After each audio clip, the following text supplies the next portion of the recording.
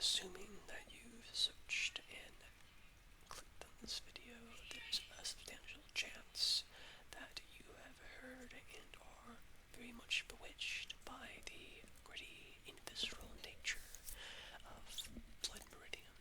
But to the uninitiated and for added context, I'll give a brief explanation before we jump right in to the village Nacori of chapter 13.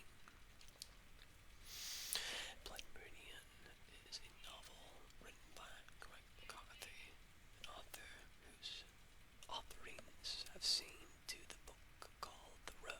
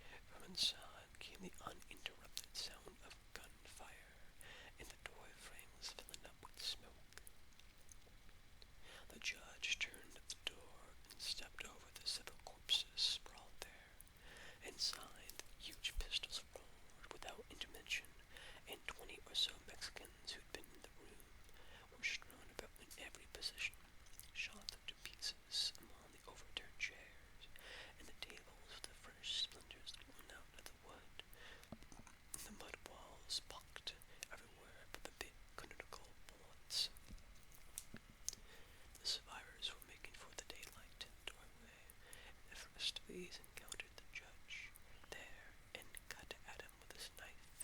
But the judge was like a cat, and he sidestepped the man and seized his arm and broke it, and picked up the man by his head. He put him against the wall and smiled at him, but the man had begun to bleed from the ears, and the blood was running down between the judge's fingers and over his hands, and when the judge turned him loose, there was something wrong with his head, and he slid to the floor and did not get up. Those behind him had meanwhile met with a great battery of gunfire, and the doorway was jammed with the dead and dying, when there was suddenly a great ringing silence in the room. The judge stood with his back to the wall. The smoke drifted through the fog, and the shrouded figure stood frozen. In the center of the room, Toadvine the Kid was standing back to back, with the pistols at port like duelists. The judge stepped up to the door and shouted across the stacked bodies to the ex-priest where he stood among the horses with his pistol drawn. "The Laggards, priest, the Laggards." They did not have shot men in public in towns or lodge, but there was no help for it. 3 men were running down the street, and 2 others were legging it across the square. Of other souls abroad there were none. No one stepped from between the horses and leveled the big pistol in both hands and began to fire, the pistol bucking and dropping back, and the runners wobbling, pitching headlong. He shot the 2 in the plaza and swung and shot down the runners in the street. The last one fell in a doorway, and Tobin turned and drew the other pistol from his belt, and stepped to the other side of the horse and looked up the street and across the square, for any sign of movement there or beyond the buildings. The judge stepped back from the doorway into the cantina, with the Americans stood looking at each other and at the bodies in a sort of wonder. They looked at Clinton, his eyes cut across the smoking room, his hat lying on a table. He stepped over and got it and set it on his head and squared it. They looked about. The men were loading the empty chambers with their pistols. "There, boys," he said, "the string ain't run straight yet." When they left the cantina 10 minutes later, the streets were deserted. They had scalped the entire body of the dead, sliding about into floor that had been packed clay, and was now a wine-colored mud. There were 28 Mexicans inside the tavern, and 8 more in the street, including the 5 the ex-priest had shot. They mounted up. Rimley sat slumped sideways against the mud wall of the building. He did not look up. He was holding his pistol in his lap and looking off down the street, and they turned and rode out along the north side of the plaza and disappeared. It was 30 minutes before anyone appeared in the street. They spoke in whispers as they approached the cantina. One of the men from inside appeared in the doorway like a bloody apparition. He had been scalped, and the blood was all run down into his eyes, and he was holding shut a huge hole in his chest where a pink froth breathed in and out. One of the citizens laid a hand on his shoulder. "A donde va?" he said. "A casa," said